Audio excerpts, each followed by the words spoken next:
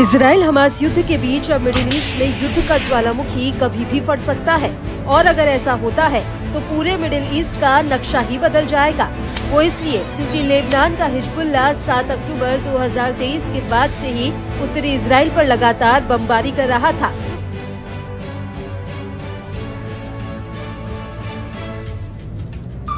लेकिन इन सब के बीच अब लेबनान धमाकों से दहल उठा है।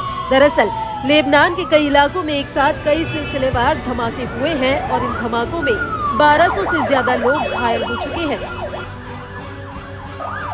इन धमाकों की चपेट में लेबनान में ईरान के राजदूत मुज्तबा अमानी भी आ गए। हालांकि एजेंसियों का कहना है कि उन्हें मामूली चोटें आई हैं, लेकिन इन धमाकों में अभी तक कितने लोगों की मौत हुई है इसका कोई ठोस आंकड़ा सामने नहीं आया है। आपको बता दें कि लेबनान से जो वीडियो सामने आए हैं वो बेहद ही डरा देने वाले हैं। लेबनान के इतिहास में ये पहली बार है जब एक साथ कई सीरियल ब्लास्ट में एक बार में ही 1200 से ज्यादा लोग घायल हुए। दरअसल ये सभी धमाके हिजबुल्लाह के लड़ाकों की कम्युनिकेशन डिवाइस पेजर्स में हुए, जिनका इस्तेमाल हिजबुल्लाह बड़े पैमाने पर बातचीत करने के लिए करता है। हालांकि लेबनान में आम जनता पर भी पेजर डिवाइसों का इस्तेमाल करती है।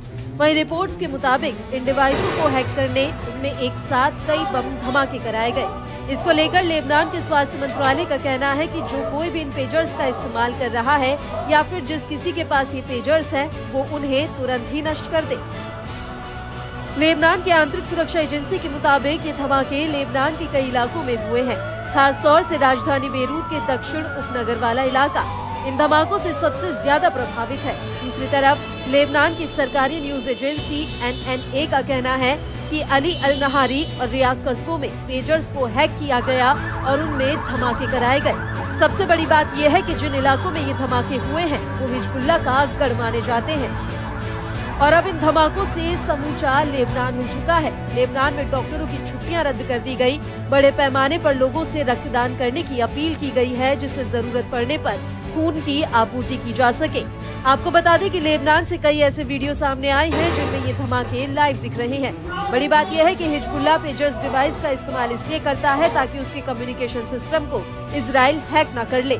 लेकिन अब इन पेजर डिवाइस में धमाके होना लेबनान की आंतरिक सुरक्षा में बहुत बड़ी चूक है और यही वजह है कि लेबनान के कई नेता इन धमाकों का आरोप इजराइल के ऊपर लगा रहे हैं। हालांकि इजरायली PM बेंजामिन नेतन्याहू के दफ्तर ने इन धमाकों से पल्ला झाड़ लिया है। वहीं इजरायली सेना ने भी इन धमाकों पर कोई प्रतिक्रिया नहीं दी है।